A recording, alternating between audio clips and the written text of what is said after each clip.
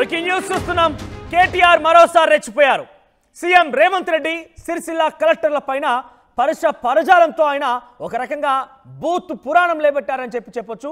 ఇక్కడ కేటీఆర్ ని మనం మాటలు కనుక చూస్తే సిరిసిల్ల కలెక్టర్ని ఓ సన్నాసిగా, రేవంత్ రెడ్డిని నీ తాత దిగి వచ్చినా కూడా, నీ జేజమ్మ దిగి వచ్చినా కూడా టీఆర్ఎస్ వెంట్రిక కూడా పీకెలవన్నట్టుగా మాట్లాడుకొచ్చారు ఆయన. రేవంత్ చూసి ఎగురుతున్న సన్నాసులు రాసి పెట్టుకోండి అంటున్నారు కేటీఆర్.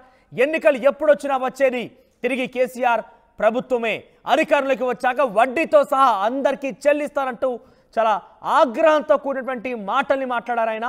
సో ఒక కలెక్టర్ని సన్నాసిగా మాట్లాడడం, సన్నాసిగా అంటూ ఆయన సంబోధించడం, ఇక రేవంత్ రెడ్డిని నువ్వు వచ్చినా, నీ తాత దిగొచ్చినా, జేజమ్మ దిగొచ్చినా కూడా టీఆర్ఎస్, ఇక్కడ బీఆర్ఎస్ కాదు టీఆర్ఎస్ పార్టీ వెంట్రిక కూడా పీకిలేనట్టుగా మాట్లాడుకొచ్చారు ఆయన. ఒకసారి కేటీఆర్ ఏం మాట్లాడారో చూద్దాం, ఆ తర్వాత మనం మరింత డీటెయిల్స్ మాట్లాడుకుందాం. కలెక్టరేట్ అద్భుతంగా కట్టుకున్నాం. మరి ఇవాళ ఒక కాంగ్రెస్ కార్యకర్త వచ్చి కలెక్టర్ రూపంలో కూర్చున్నాడు అక్కడ. ఇక ఆయన మన నాయకులను సీదా మాట్లాడుతున్నాడు కలెక్టర్. ఏమని, మీరు పార్టీ మారండి అని కలెక్టర్ చెప్తున్నాడు. ఒక అంత గొప్పడున్నాడు ఇక్కడ కలెక్టర్. ఒక ఇటువంటి సన్నాసులను ఇవాళ తీసుకొచ్చి కక్షపూరితంగా రాజకీయం చేసే ప్రయత్నం చేస్తా ఉన్నారు. ఏం పర్వాలేదు, ఏం ఫరకూడదు. టీఆర్ఎస్ ఎంట్రుక కూడా ఎవడు పీకలేడు అనే మాట కూడా చూస్తా ఉన్నాం. రేవంత్ రెడ్డి కాదు, వాని తాత వాని జేజమ్మ దిగొచ్చినా కూడా రాజన్న సిరిసిల్ల జిల్లాలో మీ ఎంట్రుక కూడా ఎవడు పీకలేడు. దానికి బాధ్యత నాది. ఏం కాదు, జీవితం అన్నకు ఆడాడ తలుగుతాయి దెబ్బలు. మనం కూడా చూద్దాం ఎన్ని రోజులు చేస్తారు ఈ డ్రామా, ఎన్ని రోజులు కలెక్టర్లు, ఎన్ని రోజులు అధికారులు, ఎన్ని రోజులు పోలీసు వాళ్ళు, వీళ్ళ నాటకాలు మనం కూడా చూద్దాం.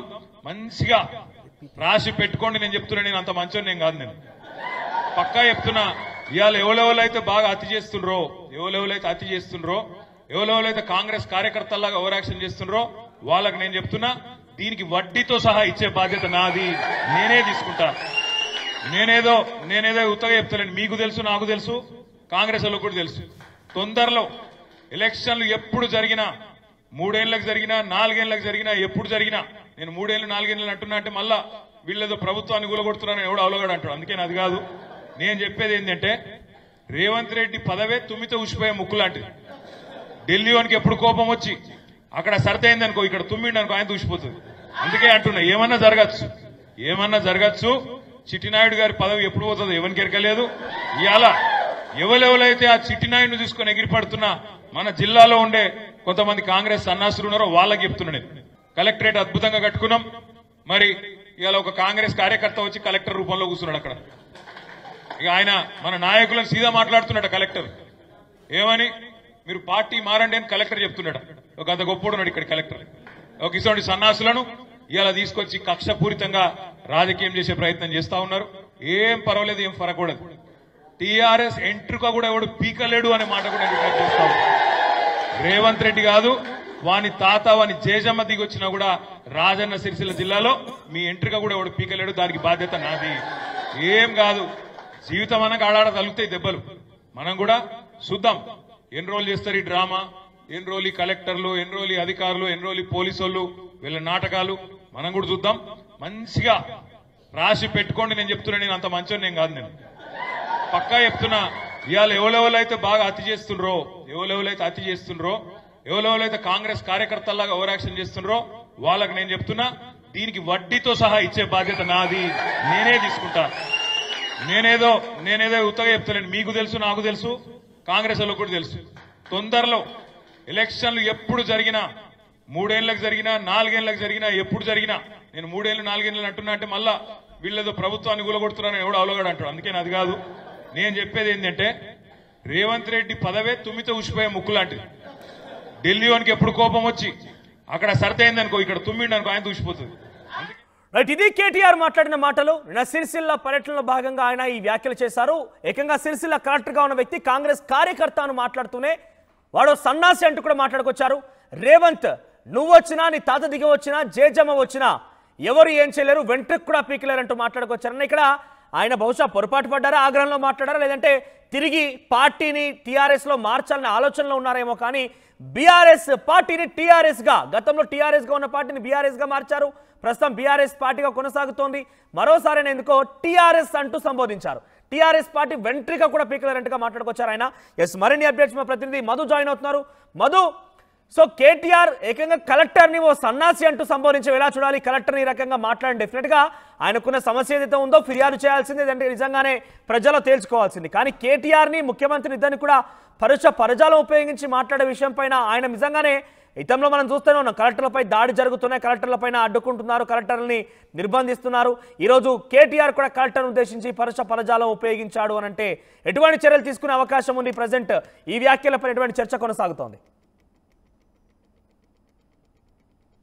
మొన్న జరిగినటువంటి ఎన్నికలలో సిరిసిల్లలో ప్రజలు కాంగ్రెస్ను చీకొట్టినా కూడా కావాలనే ఒక కలెక్టర్ని తీసుకొచ్చి పెట్టారు. ఆ కలెక్టరు ఒక అధికారిగా ప్రజలకు సేవ చేసేటువంటి ప్రభుత్వ అధికారిగా కాకుండా కాంగ్రెస్ కార్యకర్తలాగా వ్యవహరిస్తున్నారు అంటూ వార్నింగ్ ఇచ్చారు కేటీఆర్. నిన్న జరిగినటువంటి ఏదైతే నవంబర్ 29 దీక్షా దివస్ సందర్భంగా చేపట్టబోయేటువంటి సన్నాహక సమావేశం జరిగింది. నిన్న చాలా కార్యక్రమాల్లో కేటీఆర్ పాల్గొన్నారు. అందులో భాగంగా సిరిసిల్లలో కూడా పాల్గొంటూ ఆయన కలెక్టర్ పైన అక్కడ ఉన్నటువంటి కొద్దిమంది అధికారుల పైన ఆగ్రహం వ్యక్తం చేస్తూనే తీవ్రమైనటువంటి పదజాలాన్ని ఉపయోగించారు. ఒక రకంగా చెప్పాలంటే వార్నింగ్ ఇచ్చారు. నేను మీరు అనుకున్నంత మంచివాణ్ణి కాదు అంటూ కేటీఆర్ చాలా ఒక ఘాటైనటువంటి స్వరంతో చాలా వార్నింగ్ ఇచ్చేటువంటి ప్రయత్నం చేశారు. రేవంత్ రెడ్డి గతంలో చేసినటువంటి వ్యాఖ్యలను దృష్టిలో పెట్టుకొని ఇక్కడ బీఆర్ఎస్కు అనుకూలంగా ఓట్లేశారు. నేరెళ్ల ఘటన విషయంలో కూడా గతంలో అనేకంగా బీఆర్ఎస్ను తప్పుదోవ పట్టించే ప్రయత్నం చేశారు. బీఆర్ఎస్ మీద కావాలని అపాండాలు వేసే ప్రయత్నం చేశారు. కానీ మొన్న జరిగినటువంటి ఎన్నికల్లో నేరేళ్లలో కూడా బీఆర్ఎస్కే ఆధిక్యం వచ్చింది. ప్రజలు అక్కడ ఉన్నటువంటి వారు బీఆర్ఎస్ వెంటనే ఉంటారని చెప్పుకుంటూ అధికారులను ఉద్దేశిస్తూ మాట్లాడారు. ఇప్పుడు వచ్చినటువంటి కొత్త కలెక్టర్ని కాంగ్రెస్ తీసుకొచ్చి అక్కడ పెట్టింది. ఆయన బీఆర్ఎస్ పైన కక్షపూరితంగా వ్యవహరిస్తున్నారంటూ స్టేట్మెంట్ చేస్తూనే రేవంత్ రెడ్డికి కూడా వార్నింగ్ ఇచ్చారు. ఆయన పదవి తుమ్మితే ఊడిపోయేటువంటి ముక్కు లాంటిది. అక్కడ ఏఐసీసీ అధిష్టానంలో ఎవరికి ఆగ్రహం వచ్చినా ఈయన పదవి ఊడిపోయేటువంటి సిచ్యువేషన్ ఉంది. వడ్డీతో సహా చెల్లిస్తాము, మేము అధికారంలోకి వచ్చిన తర్వాత మా పైన వేధింపులు ఉంటే ఖచ్చితంగా మళ్ళీ ఎప్పుడు ఎన్నికలు జరిగినా బీఆర్ఎస్ అధికారంలోకి వస్తుంది రాష్ట్రంలో అంటూ స్టేట్మెంట్ ఇస్తూనే చాలా వార్నింగ్ ఇచ్చేటువంటి ప్రయత్నం చేశారు. ఒక రకంగా కొంచెం పరుష పదజాలాన్ని ఉపయోగించారు ఆయన మాట్లాడుతున్నటువంటి సందర్భంలో. ముఖ్యంగా ప్రజలు చీకొట్టినా సరే ఈ రకంగా స్టేట్మెంట్ చేస్తున్నారంటూ మాట్లాడారు. ఇప్పుడు రాజకీయాలు చాలా వేడెక్కుతూనే ఉన్నాయి. కేటీఆర్ అరెస్ట్ విషయంలో అటు కాంగ్రెస్ పార్టీ ప్రభుత్వం కూడా నిత్యం ఏదో ఒక చోట ఏదో రకంగా మాట్లాడుతూనే ఉంది.